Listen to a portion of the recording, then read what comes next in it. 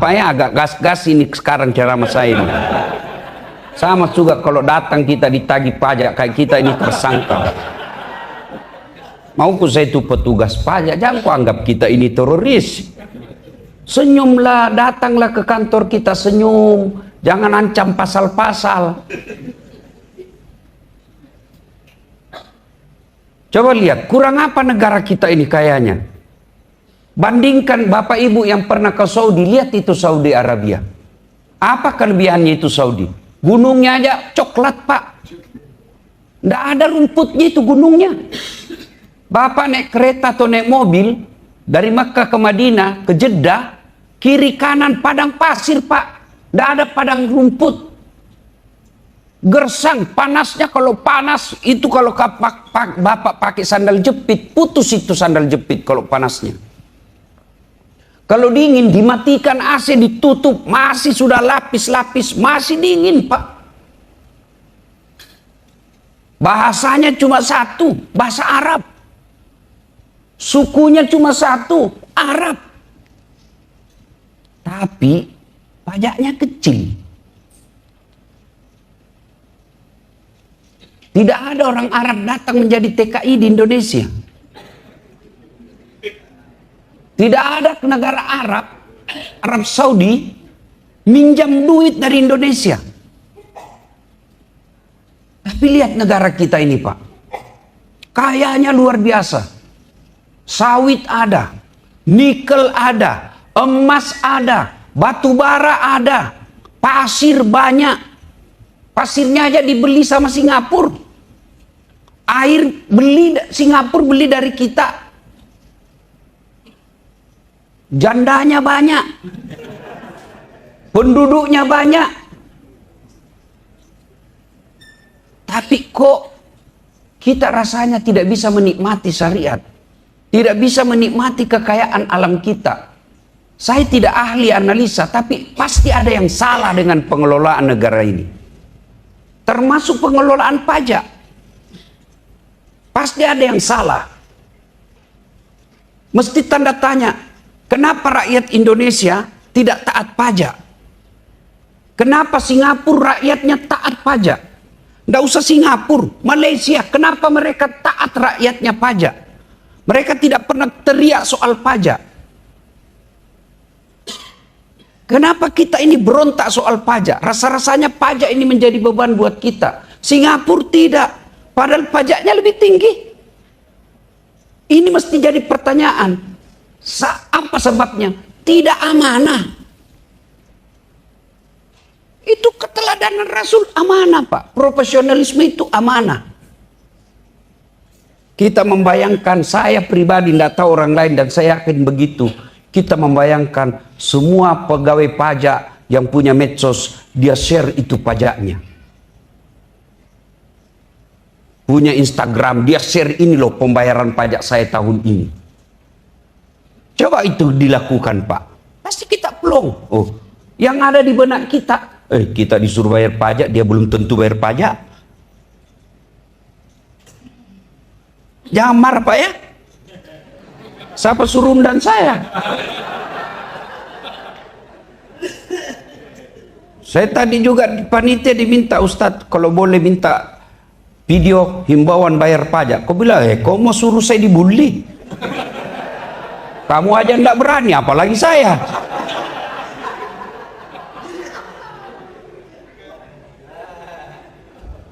Ya, ini soal pajak. Ya, mari kita lihat soal Maulid. Kenapa dikatakan laqad kana lakum? Kenapa Allah katakan teladani Nabi? Kenapa Nabi diteladani? Pertama, karena Nabi manusia biasa. Pak, kalau ayam disuruh ngembek, boleh enggak? Ayam disuruh bunyi mbek, yang nyuruh pasti bego. Ayam yang ngokok, mbek kambing. Artinya, manusia Muhammad disuruh kita teladani, wajar. Kenapa? Dia manusia. Kalau kita disuruh teladani malaikat, tidak mungkin. Kenapa? Malaikat tidak perlu nafsu. Malaikat tidak senang perempuan. Kita Pak, satu aja tidak cukup. Malaikat tidak makan. Kita puasa aja 30 hari banyak yang belum. Malaikat tidak tidur. Jadi kalau Nabi diminta dicontoh, Allah minta non-contoh karena Nabi manusia biasa. Berarti pasti mampu kita contoh. Apanya yang kita contoh? Pertama, akhlaknya. Kenapa Nabi mampu mengubah dari masyarakat jahiliyah menjadi masyarakat madani? Bapak tahu namanya masyarakat jahiliyah, Ibu? Ibu-ibu tahu namanya masyarakat jahiliyah? Itu masyarakat jahiliyah bukan soal waktu, Pak. Masyarakat jahiliyah itu bukan soal 1400 tahun yang lalu, tapi karakter, sifat. Biar dia hidup di luar 25, tapi dia punya sifat jahiliyah, dia masyarakat jahiliyah. Apa masyarakat jahiliyah karakternya? Satu, sombong. Itu sombong. Apa itu sombong? Pakai barang mahal? Belum tentu.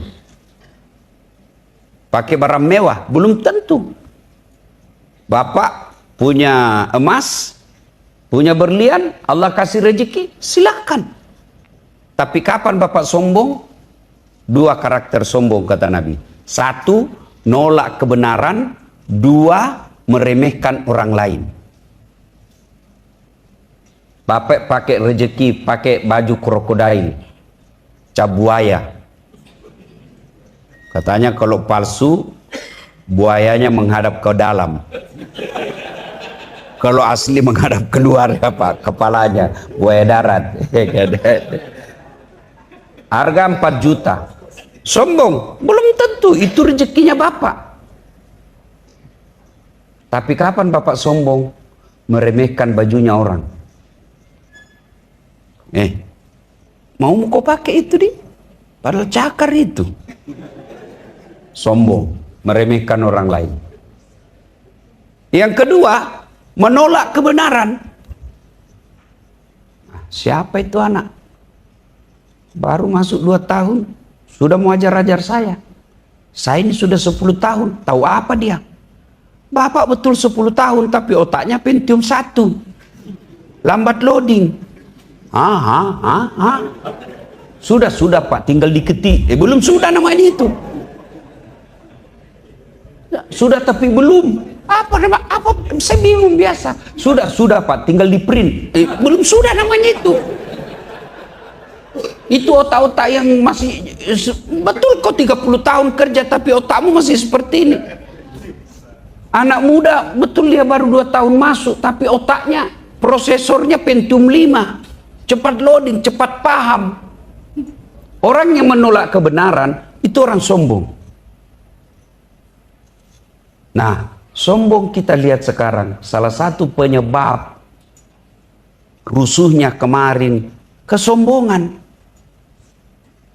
Boleh enggak pegawai pajak flexing? Boleh. Tapi kapan? Setelah rakyat Indonesia makmur. Boleh enggak anggota DPR joget-joget dengan gajinya? Boleh. Tapi setelah rakyat makmur. Kalau belum makmur, jangan dulu. Pasti akan ada ketidakadilan. Kita selalu puasa, bahkan Senin Kamis. Ramadan tidak ada lepas puasa kita. Tapi nilai dari puasa kita tidak miliki. Apa itu nilai puasa? Nahan diri. Boleh tidak pegawai pajak pakai barang mahal mewah? Boleh, tapi tidak pada tempatnya. Kita harus tahan diri. Nah, itulah akhlak mulia. Masyarakat jahiliyah kesombongan. Kesombongan itu menolak kebenaran, menganggap remeh orang lain. Apa biasa penyebabnya orang sombong? Satu, jabatan. Ini yang di depan kita semua ini potensi punya sifat sombong. Bukan saya bilang sombong, potensi. Berpeluang punya itu. Artinya dia menuju ke situ. Kenapa? Dia ada jabatannya. Itu Nabi bilang, 4 penyebab masuknya sombong. 1, jabatan. Kalau orang beriman, apa yang membuat dia mau sombong dengan jabatan? Jabatan ada batasnya, Pak. Kita jadi kanwil. Bukan karena kita hebat, tapi karena dipilih sama menteri. Biar kau hebat, kalau menterimu tidak senang kok. Wabillahi taufiq wal hidayah. Ya kan? Nah, Bapak Ibu, saudara-saudara sekalian, mau sombong dengan jabatan yang kita miliki, kanwil, berapa lama? 2-3 tahun. Ada batasnya, ada pensiun. Biar kau cerdas bagaimana sih bahwa saatnya pensiun. Wassalam. Dengan senang hati apa boleh buat, Pak? Bapak harus tinggalkan ini ruangan. Masih mau pakai pangkat kanwil. Bapak lewat, anak buah bilang, astagfirullah. Sudah sakit ini Bapak ini. Itu anggota DPR mau sombong. Bagaimana ceritanya nak kau jadi anggota DPR kalau dipilih? Tidak mungkin kau jadi DPR kalau tidak dipilih. Orang protes. Kenapa orang joget-joget anggota DPR? Bagi saya orang berilmu dan paham, saya anggap lazim, wajar. Kenapa? Memang dia artis. Siapa suruh kau pilih artis? Ya artis ya dia joget lah. Memang kerjanya sebelumnya tukang joget. Ada orang cerdas, ada. Nggak kau pilih. Kenapa? Karena warna biru. Nah, Bapak, saudara-saudara sekalian, Nabi kita teladani akhlaknya. Akhlak itu, coba kita lihat akhlak Nabi. Kita mulai dari rumah tangga. Nabi suatu ketika terlambat pulang dari dakwah. Aisyah sudah tidur. Nabi ketuk pintu. Assalamualaikum ya Khumairah. Tidak ada jawaban. Assalamualaikum ya Khumairah. Tidak ada jawaban. Nabi pikir, oh tidur ini. Nabi ambil serbannya, dia hemparkan di depan pintu. Beliau tidur depan pintu. Bangun Aisyah dibuka, ada Nabi di depan pintu. Bagaimana reaksi Nabi? Dia jabat tangan istrinya sambil dia cium jidatnya. Apa dia bilang? Maafkan saya terlambat pulang tadi malam, sehingga kau tidur sendiri di kamarmu. Allah karim. Coba kalau Bapak, ini mau dulu sederhana dulu Pak. Ini mau saja kita contoh. Dari tugas luar ke ini Pak, berdarah-darah otak cari target. Ya kan? Pulang tidak bangun. Pas dibukakan pintu, dongok memang tonggok. Itulah Rasulullah, akhlaknya kepada istrinya luar biasa. Kepada istri dulu Pak, kita hormati istri. Kita hebat di sini bukan karena kita semata yang jagoan dan cerdas, tapi karena ada istri yang memberikan ketentraman jiwa. Mana bisa saya ceramah Pak kalau istriku bikin ngamuk? Tidak mungkin saya bisa. Saya cago begini ceramah bukan karena saya hebat. Mamanya cek kasih tenang saya. Coba kalau lagi 10 menit saya mau ceramah, tiba-tiba di WhatsApp, pulang kok. Apa Pak? Tunggu dulu, pulang kok. Sebentar, pulang kok. Kenapa? Kesetrum anakmu. Iya toh Pak. Maka kalau mau tenang harus muliakan istri. Rasulullah itu mau muliakan istrinya. Tidak ada istrinya dipanggil istri namanya. Tidak pernah beliau didengar Aisyah, Khadijah. Tidak. Beliau panggil Khadijah Ummul Mukminin. Aisyah beliau panggil ya Khumairah, yang kemerah-merahan pipinya. Coba kita Pak kadang-kala panggil istri dengan gelar yang tidak bagus. Dut. Mantap-mantap istrinya gendut dia panggil dut. tam, hitam. Apa kata istrinya? Apa PC? Ya kan? Mulai dari rumah tangga dulu. Saling menghormati. Kenapa sekarang banyak rumah tangga tidak saling menghormati? Kasar. Terlalu lama pacaran. 4 tahun pacaran. Berapa kali bohong. Berapa kali selingkuh. Orang pacaran pasti tidak ada lagi tuh namanya saling menghormati ketika dia selingkuh, ketahuan bohong. Maki-maki kan? Nah, sudah menikah, kebiasaan maki-maki itulah yang bawa. Coba kalau tidak saling kenal. Enggak, itu karena kita tidak ada jejak digital. Dan itu perempuan sekali kau bohongi, seumur hidup dia ingat. Karena memang perempuan itu ahli sejarah. Makanya istri saya Mama Nyecek bilang, kau tahu di perempuan ahli sejarah, maka jangan kau bikin sejarah. Ya, itu. Kemudian, ini dalam rumah tangga, kita saling menghormati. Tidak ada susahnya bagi Allah untuk mewafatkan Rasulullah dalam keadaan tawaf. Ya kan? Tidak ada susah bagi Allah mencabut rohnya Rasulullah dalam keadaan sujud sholat. Tidak ada susahnya bagi Allah mewafatkan Nabi dalam keadaan puasa. Ya kan? Tapi apakah Nabi dalam keadaan sholat? Tidak. Apakah dalam keadaan tawaf? Tidak. Apakah dalam keadaan sujud? Tidak. Apakah dalam keadaan puasa? Tidak. Tapi apa? Di pangkuan istrinya. Itu maknanya bahwa ibadah yang paling lama 24 jam rumah tangga.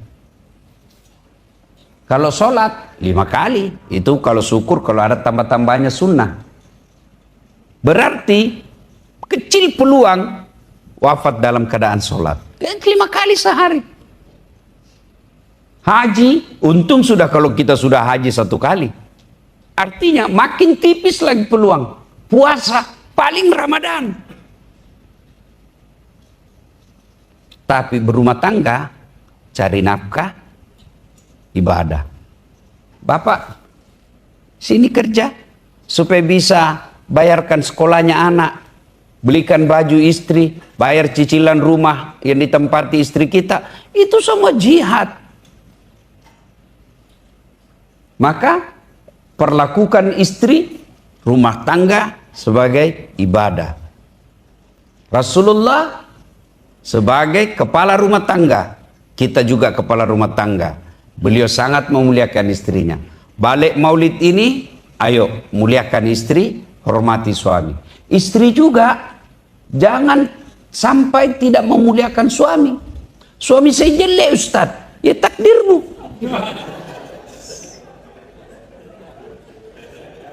Kenapa dia jelek? Allah Maha tahu. Karena kalau dia gagah, malu jalan sama ibu. Kenapa? Karena ibu juga jelek.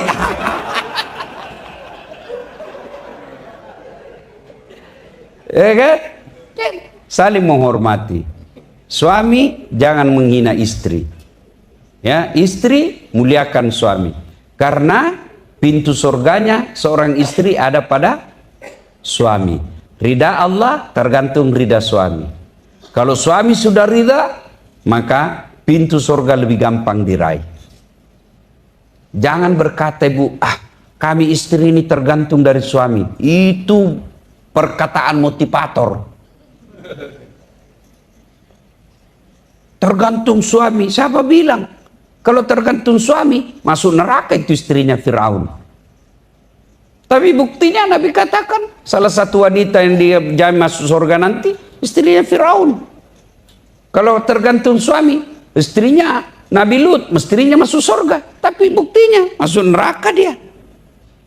Jadi upaya diri kita, hidayah itu pribadi masing-masing.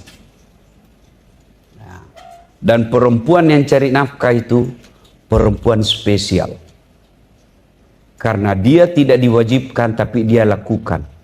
Tapi waspada karena punya penghasilan, itulah potensi melawan suami. Saya tanya ke ibu, tolong ki jawab dengan jujur. Bu, Kalau misalnya gaji tak 1 bulan 15 juta, terus suami tak satpam, kira-kira kita masih hormati? Bohong Ki. Sedangkan suami tak cari uang, kita ndak ada kerja, nah kita lawan. Artinya potensi. Itulah sebabnya kenapa Islam tidak mewajibkan perempuan cari nafkah, harus laki-laki. Kenapa? Karena kalau perempuan penghasilannya besar, lalu suami penghasilannya kecil, punya peluang dia tidak hargai suaminya. Tapi apakah perempuan tidak boleh kerja? Boleh, selama kewajibannya sebagai istri tidak diabaikan. Apa kewajiban istri? 1, mengurus suami. 2, mengurus anak. Kalau dia sukses di kantor, dia menjadi kanwil, dia menjadi menteri keuangan, dia menjadi perdana menteri, tapi anaknya dia abaikan, suaminya dia tidak hormati, tidak ada kemuliaan perempuan seperti ini di hadapan Allah. Begitu juga kita suami. Kita sukses di kantor, anak berantakan, tidak ada kemuliaan sebagai suami, sebagai bapak. Saya mau tanya Pak, ibu-ibu kalau punya bekerja, kerja di sini sukses, tapi mengabaikan anak, kita tidak tahu siapa pacarnya anak, kita tidak tahu apa konten yang ditonton anak kita. Begitu kita meninggal, tiba-tiba anak kita tidak ada tahu agama. Ibu kalau meninggal, siapa yang doakan ibu? Suami. Ya mau harap kawin lagi bu. Nabila Muhammad Necek, jadi kalau saya meninggal dulu Ustaz kawin lagi. Saya bilang, jangankan kau meninggal, kau masih hidup saja saya selalu berpikir kawin lagi. Apalagi kalau kau sudah mati. Ya kan? Nah, disinilah jangan sampai pekerjaan kita kejar target lalu melupakan mendidik anak dan mendidik istri. Karena semua pasti bapak tinggal. Pasti ditinggal Pak. Kita perlu anak yang baik. Dan anak yang baik, dengar kata Nabi.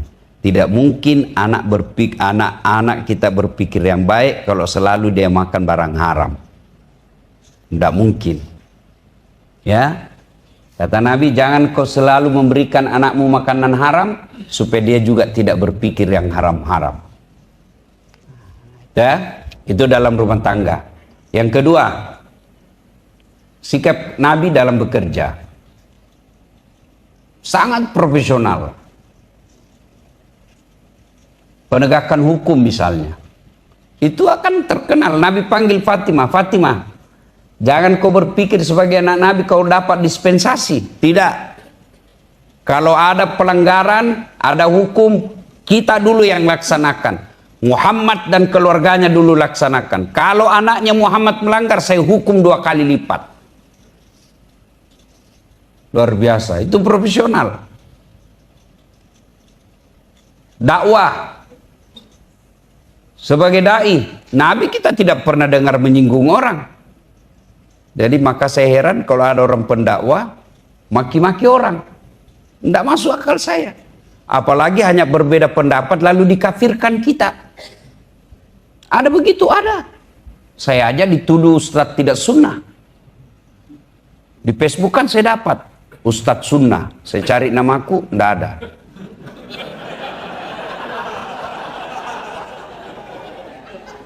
Sebelahnya Ustadz tidak sunnah.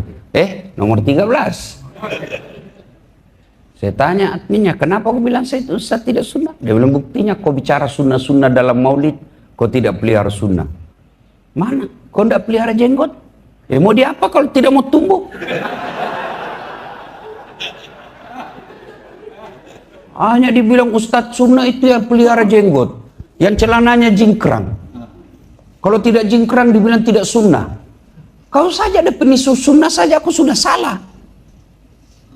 Ini yang mengklaim-klaim dirinya kajian-kajian sunnah, dia bilang definisi sunnah saja aku sudah salah. Apa itu sunnah? Anjuran. Berarti boleh tidak dilakukan. Ini sunnah dianggap wajib. Itu sudah keliru dari segi definisi. Boleh kok jingkran silakan, tapi jangan kau anggap yang tidak jingkran tidak sunnah. Banyak sunnah yang lain. Pelihara jenggot silakan kalau mau, tapi yang tidak mau pelihara jenggot jangan juga kau bilang tidak sunnah. Saya sepakat dengan Gus Dur, berislam itu tidak mengganti saya menjadi anak. Berislam itu tidak mengganti maaf menjadi afwan.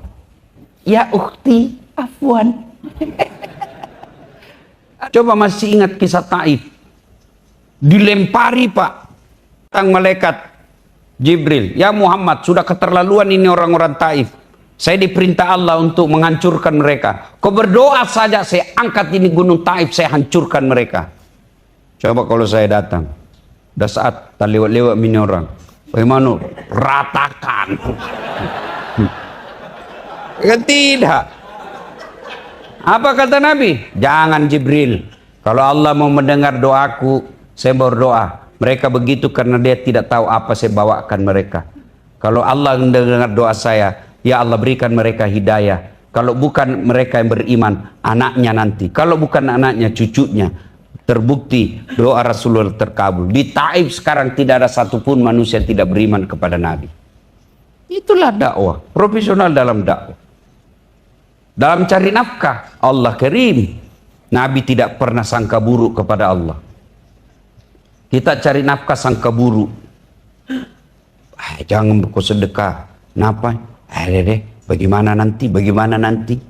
Itu orang sangka buruk terhadap rezeki Allah. Datang penyumbang, bengkok muka tak.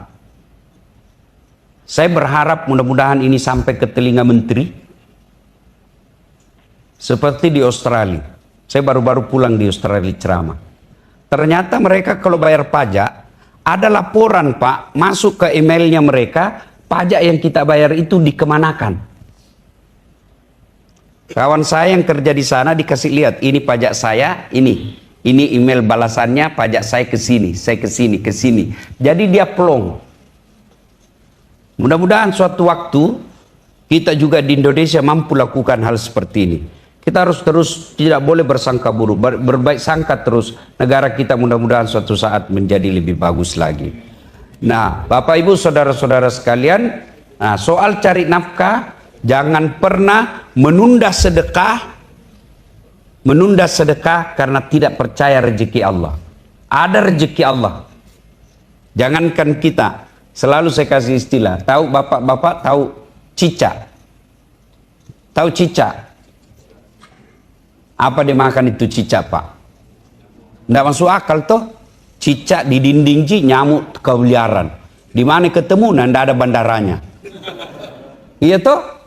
Tapi Allah Maha Raya. Ibrahim ketika disuruh dakwah kok Ibrahim. Siap kasih makan anakku? Banyak anakku. Kau belah itu batu. Belah lagi? Belah lagi? Itu ada ulat toh? Kau lihat itu ulat. Lembut. Bisa hidup dalam batu yang sangat keras. Siapa yang jamin rezekinya? Saya Tuhanmu yang maha kaya. Padahal itu ulat, tidak ada kakinya, tidak sarjana. Itu, apalagi kita. Maka keliru bapak-bapak yang punya gaji di atas 7 juta per bulan tapi tidak pernah bayar zakat sedekah. Karena sangka buruk kepada Allah. Begitu juga. Kalau saya, ya saya bayar pajak. Ya, itu bagian daripada kalau diniatkan lillahi ta'ala insya Allah. Tapi dakwah ini Bapak Ibu ketahuilah, dakwah ini bagi mereka yang masih percaya bakal mati. Tidak ada gunanya ceramah Pak, kalau Bapak tidak percaya bakal mati. Tidak ada gunanya. Tapi kalau Bapak masih percaya bakal mati, dengar ceramah. Jangankan mati Pak, pensiun aja Bapak percaya kan? Pasti pensiun. Ya. Tapi untuk sampai pensiun belum tentu. Ajal menjemput tiba-tiba. Ya. Dan pada akhirnya laqad kana lakum fi Rasulillahi uswatun hasanah, contoh teladan Rasulullah. Kita contoh beliau. Bagaimana mencontohnya? Mulailah dengan mencintai Rasulullah, dengan belajar sirah nabawi. kisah-kisah Rasul, bagaimana Nabi cari nafkah, bagaimana Nabi berkeluarga. Anak-anak kita dibacakan sirah-sirah Nabawi. Bagaimana ibu-ibu, anak-anak kita jangan sampai lebih cinta kepada K-pop, lebih percaya kepada Ipin Upin, lebih percaya kepada Sailor Moon, apakah semua itu, film-filmnya itu Jepang, daripada kisah-kisah Nabi, ya. Apalagi si Shinchan dilempar gurunya. Astagfirullah. Bapak, saudara-saudara sekalian, ini saja tausiah kita. Terima kasih atas undangannya. Saya lihat ada sesi tanya jawab. Kalau ada yang mau menjawab, boleh juga saya yang bertanya. Demikian, mudah-mudahan ada manfaat. Terima kasih. Ya. Ada yang mau bertanya, Bapak Ibu? Silakan.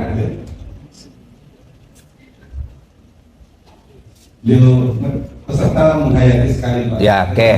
Saya ingin pesan terakhir sekali bahwa pekerjaan kita ini pasti ada tanggung jawabnya. Pasti. Bapak masih ingat kisahnya Umar bin Khattab yang kemudian menangis di malam hari, lalu ditanya, kenapa kau menangis, Amirul Mukminin? Bagaimana tidak? Saya tahu nanti bagaimana saya mempertanggungjawabkan jawaban saya. Ada onta yang kepleset.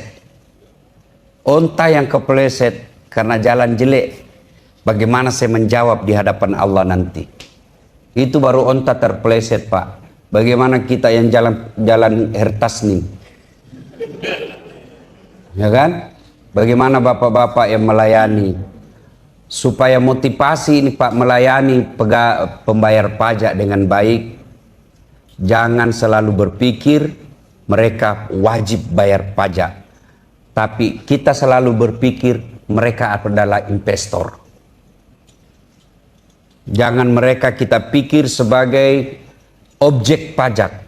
Tapi kita anggaplah mereka sebagai ladang amal. Saya mengajar di Unhas, kalau lihat mahasiswa, Pak, menjengkelkan, Pak.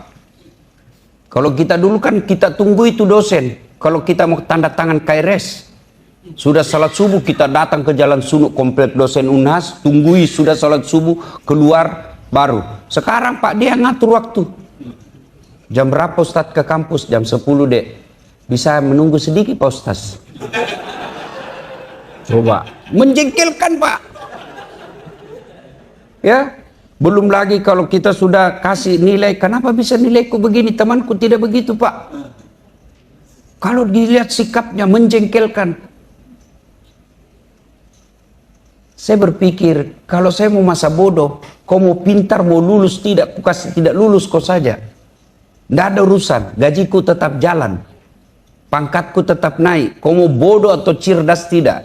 Tapi saya selalu memberi nasihat, karena saya pikir, ada saja satu kelas ini menjadi orang baik, dia akan menjadi amal jariah buat saya. Nah, kalau ini kita pikir, Pak, kalau kita bekerja cari pajak ini, supaya negara bangun jembatan, supaya selama jembatan bagus, orang bisa pergi dakwah, orang pergi berjamaah, orang pergi silaturahmi baik jalannya, gara-gara kita berhasil menjalankan, menggunakan pajak dengan sebaik-baiknya, Bapak jadi amal jariah. Tapi kalau kapan Bapak berpikir bagaimana supaya saya dapat, Bapak memang dapat. Allah katakan, siapa yang mendaki dunia saya kasih kok, saya mau menghadapi akhirat saya kasih kok, saya mendaki dua-duanya saya kasih. Jadi kalau Bapak memikir, saya bisa atur ini, Pak, sebenarnya ini, Pak, 10 juta bisa jadi atur, Bapak dapat itu yang Bapak atur. Tapi percaya tidak akan berkah.